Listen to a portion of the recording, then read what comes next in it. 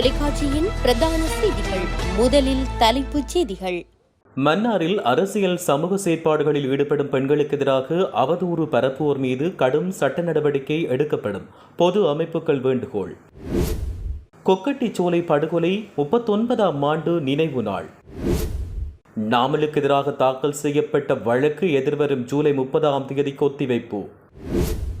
அரச காப்பகத்திலிருந்து காணாமல் போன சிறுமி, பொதுமக்களின் உதவியை நாடும் போலீசார்.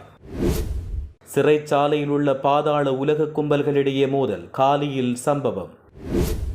அர்ச்சுனாவால் தாக்கல் செய்யப்பட்ட வழக்கு எதிராளிகள் பிணையில் விடுதலை. 5 பேர் இணைந்து நகைக்கடையில் கொள்ளை, கனடாவில் சம்பவம். கனடாவில் துப்பாக்கிச்சூடு, 2 பலி. தொடர்பின விரிவான செய்திகள். மன்னார் மாவட்டத்தில் அரசியல் மற்றும் சமூக செயற்பாடுகளில் ஈடுபடுகின்ற பெண்களுக்கு எதிராக போலி முகநூல்களில் முன்னெடுக்கப்படும் அவதூறு செய்திகளுக்கு வன்மையான கண்டனத்தை தெரிவிப்பதோடு பொறுப்புள்ள அதிகாரிகள் குறித்த போலி முகநூல்களுக்கு எதிராக சட்ட நடவடிக்கை மேற்கொள்ள வேண்டும் என்று கோரிக்கை விடுக்கப்பட்டுள்ளது. அரசியல் மற்றும் சமூக செயற்பாடுகளில் ஈடுபடும் பெண்களுக்கு எதிராக சமூக ஊடகங்களினூடாக பரப்பப்படும் அவதூறுகளுக்கு எதிராக நேற்றைய தினம் காலை மன்னார் மாதர் அபிவிருத்தி ஒன்றியத்தின் ஏற்பாட்டில் ஊடக சந்திப்பு இடம்பெற்றது.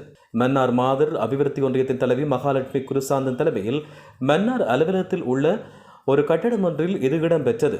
இந்த ஊடக சந்திப்பில் உள்ளூராட்சி மன்றங்களின் பெண் உறுப்பினர்கள், சமூக செயற்பாட்டாளர்கள், மீனவர் அமைப்புகளின் பிரதிநிதிகள் என பலரும் இதில் கலந்து கொண்டமை குறிப்பிடத்தக்கது. 1987 ஜனவரி 28, 29, 30 ஆகிய நாட்களில் இலங்கை அரசின் போலீஸ் விசேட அதிரடிப்படை மற்றும் முஸ்லிம் ஊர்காவற்படைகளாலும் மட்டக்களப்பு மாவட்டம் கொக்கட்டிச்சோலை பிரதேசத்தில் நடத்தப்பட்ட கோர இனப்படுகொலை இதுவாக கருதப்படுகிறது. இந்த படுகொலையில் கொக்கட்டிச்சோலை மற்றும் அதை சுற்றியுள்ள கிராமங்களை இலக்காக கொண்டு தாக்குதல் நடத்தப்பட்டது. இதில் 160க்கும் மேற்பட்ட பொதுமக்கள் உயிரிழந்ததோடு பலர் துப்பாக்கியால் சுடப்பட்டும் கூரிய வாள்களால் வெட்டியும் கொல்லப்பட்டனர். சிலர் தீ வைத்து எரிக்கப்பட்டதோடு 16 பேர் இன்று வரை காணாமற் போயுள்ளனர். அவர்களின் நிலை குறித்து இன்னும் தெளிவான தகவல் இல்லை. கொக்கட்டிச்சோலை பிரதேசம் முழுவதும் சுற்றி வளைந்த ஸ்ரீலங்கா பாதுகாப்பு படைகள் தரைவழியாகவும் வான்வழியாகவும் தாக்குதல்களை மேற்கொண்டமை குறிப்பிடத்தக்கது. பண மோசடி தடுப்புச் சட்டத்தின் கீழ் நாடாளுமன்ற உறுப்பினர் நாமல் ராஜபக்சவுக்கு எதிராக தாக்கல் செய்யப்பட்ட வழக்கு விசாரணையை எதிர்வரும் ஜூலை 30ஆம் தேதிக்கு கொழும்பு நீதவான் நீதிமன்றம் ஒத்திவைத்துள்ளது. இந்த முறைப்பாடு நேற்று கொழும்பு தலைமை நீதவான் அசங்கேஸ் போதரகம முன்னிலையில் விசாரணைக்கு எடுத்துக் கொள்ளப்பட்டது. இன்றைய விசாரணையின் போது நாடாளுமன்ற உறுப்பினர் நாமல் ராஜபக்ஷ மேலும் 3 சந்தேக நபர்களுடன் நீதிமன்றத்தில் முன்னிலையாகியிருந்தார். வழக்கு விசாரணையின் பொழுது புலனாய்வு திணைக்களத்தின் வழக்கு தொடர்பான சட்ட ஆலோசனை இன்னும் பெறப்படவில்லை என்று நீதிமன்றத்துக்கு தெரிவித்த பின்னர் ஜூலை 30ஆம் தேதி மீண்டும் முறைப்பாட்டை விசாரிக்குமாறு நீதிபதி உத்தரவு பிறப்பித்துள்ளார்.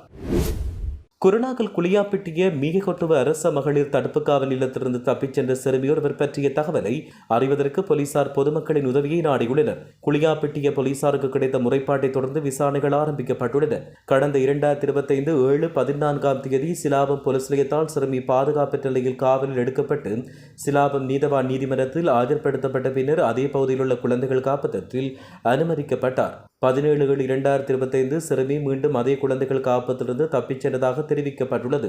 15 வயதுடைய வில்லா பிரான்சிஸ்கோ மயூமி பிரார்த்தனா என்ற சிறுமியை காணாமற் போயுள்ளதாக தெரிவிக்கப்பட்டுள்ளது. கல்முனை மாநகர பகுதியில் நடமாடிய கட்டாக்காலி மாடுகள் பல கல்முனை மாநகர சபையால் கைப்பற்றப்பட்டு அவற்றின் உரிமையாளரிடம் தண்டப்பணம் வரவிடப்பட்டுள்ளது. கல்முனை மாநகர ஆணையாளர் ATM ராவி அவர்களின் பணிப்புரைக்கு அமைய கல்முனை மாநகர சபை எல்லைக்குட்பட்ட பொதுச்சந்தைகள் மற்றும் பிரதான வீதிகளில் நடமாடும் கட்டாக்காலி மாடுகளை கைப்பற்றும் நடவடிக்கை கடந்த சில நாட்களாக முன்னெடுக்கப்பட்டு வருகிறது.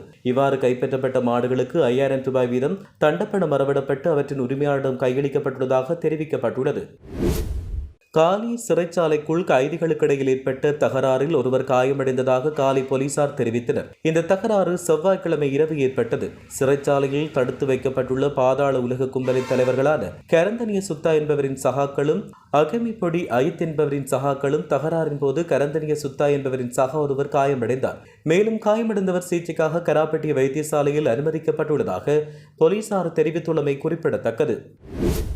பாராளுமன்ற உறுப்பினர் ராமநாதன் அர்ச்சுனாவுக்கு தொலைபேசியில் அச்சுறுத்தல் விடுக்கப்பட்டதாக பதிவு செய்யப்பட்ட வழக்கு நேற்று மல்லாகம் நீதிமன்றில் விசாரணைக்கு எடுத்துக் கொள்ளப்பட்டுள்ளது.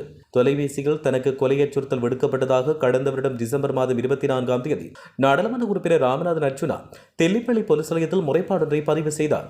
இந்த முறைப்பாடு வலிகாமன் தெற்கு பிரதேச சபை உறுப்பினர்களான வரதராஜா தனகோபி, சீவருவன், லஹிந்தன் மற்றும் மனோகரன் பிரதீபன் ஆகியோருக்கு எதிராக பதிவு செய்யப்பட்டது. இந்த முறைப்பாட்டை அடுத்து கடந்த மாதம் 26ஆம் தேதி பிரதேச சபையின் 3 உறுப்பினர்களும் தெல்லிப்பளை போலீஸ் நிலையத்துக்கு அழைக்கப்பட்டு வாக்குமூலம் பதிவு செய்யப்பட்டது. மேலும் குற்றஞ்சாட்டப்பட்ட பிரதேச சபை உறுப்பினர்கள் உள்ளிட்டோர் பிணையில் விடுதலை செய்யப்பட்டுள்ள நிலையில் அடுத்த வழக்கு எதிர்வரும் ஏப்ரல் 30ஆம் தேதி தவணையிடப்பட்டுள்ளது. முல்லைத்தீவு மாந்தை கிழக்கு பிரதேச செயலக பிரிவுக்குட்பட்டு 50 வீட்டு திட்டம் பகுதியில் உள்ள 50 வீடுகளும் மிக மோசமாக சேதமடைந்து காணப்படுவதால் குடியிருப்பாளர்கள் பலத்த இடர்பாடுகளுக்கு முகம் கொடுத்து வருவதாக சுட்டிக்காட்டிய வன்னி மாவட்ட நாடாளுமன்ற உறுப்பினர் துரைராச ரவிகரன் இந்த வீடுகளை முன்னுரிமை அடிப்படையில் மீள அமைத்து வழங்க நடவடிக்கை மேற்கொள்ள வேண்டும் என்று கோரிக்கை விடுத்தார். இந்நிலையில் குறித்த வீடுகளை முன்னுரிமை அடிப்படையில் மீள அமைத்து வழங்குவதற்கு நடவடிக்கை எடுக்கப்படும் என முல்லைத்தீவு மாவட்ட செயலாளர் உமா மகேஸ்வரன் தெரிவித்துள்ளார். முல்லைத்தீவு மாவட்ட அபிவிருத்தி ஒழுங்கிணைப்பு குழு கூட்டத்தில் இந்த விடயம் தொடர்பில் கலந்துரையாடப்பட்டுள்ளதாக தெரிய வந்துள்ளது. புதுக்குடியிருப்பில் உள்ள பலசரக்கு கடைகளில் புகைத்தல் பாவனை பொருட்கள் விற்பனை செய்வதை கட்டுப்படுத்தல் தொடர்பான தீர்மானம் நிறைவேற்றப்பட்டுள்ளதாக புதுக்குடியிருப்பு பிரதேச சபை தவிசாளர் வேலாயுதம் கரிகாலன் தெரிவித்தார். 2026ஆம் ஆண்டுக்கான முதலாவது பிரதேச சபை அமர்வு நேற்றைய தினம் புதுக்குடியிருப்பு பிரதேச சபை மாநாட்டு மண்டபத்தில் பிரதேச சபை தவிசாளர் கரிகாலன் தலைமையில் இடம்பெற்றது.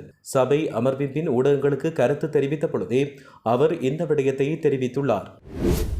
கனிமுல்ல போலீஸ் பிரிவுக்குட்பட்ட பொல்லதி பகுதியில் சுமார் 22 கோடி ரூபாய் பெறுமதியான ஹொகைன் மற்றும் போதை மாத்திரைகளுடன் பெண் ஒருவர் கைது செய்யப்பட்டுள்ளார்.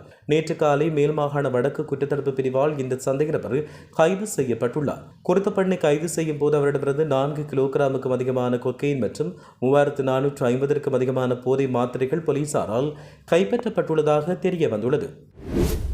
மட்டக்களப்பு காத்தான்குடி சுகாதார வைத்திய அதிகாரி பிரிவுக்குட்பட்ட பகுதியில் சுகாதார அதிகாரிகள் மேற்கொண்ட பாரிய திடீர் தேடுதல் மற்றும் சுற்றி வளைப்பின் போது 58 வர்த்தக நிலையங்கள் சோதனையிடப்பட்டதோடு 21 வர்த்தகர்கள் மீது வழக்கு தாக்கல் செய்யப்பட்டதாக சுகாதார அதிகாரிகள் தெரிவித்தனர். மட்டக்களப்பு சுகாதார வைத்திய அதிகாரி பிரிவுகளைச் சேர்ந்த பொது சுகாதார பரிசோதகர்கள் குறித்த தேடுதல் சுற்றி வளைப்பு நடவடிக்கையை மேற்கொண்டனர்.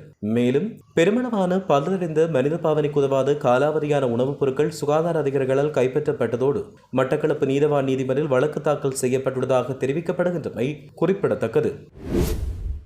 கனடாவின் பர்லிங்டன் பகுதியில் உள்ள ஒரு நகைக்கடையில் நடைபெற்ற கொள்ளை சம்பவத்தோடு தொடர்புடைய 5 சந்தேக நபர்களை போலீசார் தேடி வருகின்றனர். இந்த சம்பவம் கடந்த ஞாயிற்றுக்கிழமை பிற்பகல் 3 மணியளவில் மேஃபல்லவில் மால் வணிக வளாகத்தில் உள்ள மிச்சல் ஹில் நகையத்தில் இடம்பெற்றதாக தெரிவிக்கப்பட்டுள்ளது. போலீஸ் தகவலின்படி 4 சந்தேக நபர்கள் கடைக்குள் நுழைந்து சுத்திகளால் பல காட்சி பெட்டிகளை உடைத்துள்ளதாக தெரிவிக்கப்படுகின்றமை குறிப்பிடத்தக்கது. கனடாவின் கியூபெக் மாகாணத்தின் வடக்கு ஃபே ஜேம்ஸ் நகராட்சியில் அமைந்துள்ள மிசி டின்னி பழங்குடியின கிராம பகுதியில் துப்பாக்கிச் சூட்டு சம்பவம் இடம்பெற்றது. இந்த துப்பாக்கிச் சூட்டு சம்பவத்தில் 2 ஆண்கள் கொல்லப்பட்டதாகவும் குறித்த பகுதியில் அவசர முடக்கம் அறிவிக்கப்பட்டதாக தெரிவிக்கப்பட்டுள்ளது.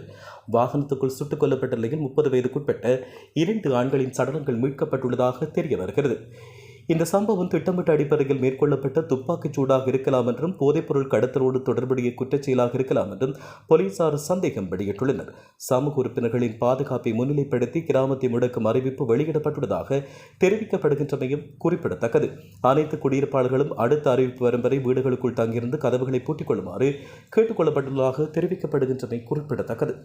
இத்துடன் செய்திகள் யாவும் நிறைவு பெறுகின்றன. மேலதிக செய்திகளை அறிந்து கொள்வதற்கு www.tamilaram.com எனும் இணையதளத்தை பார்வையிடுங்கள்.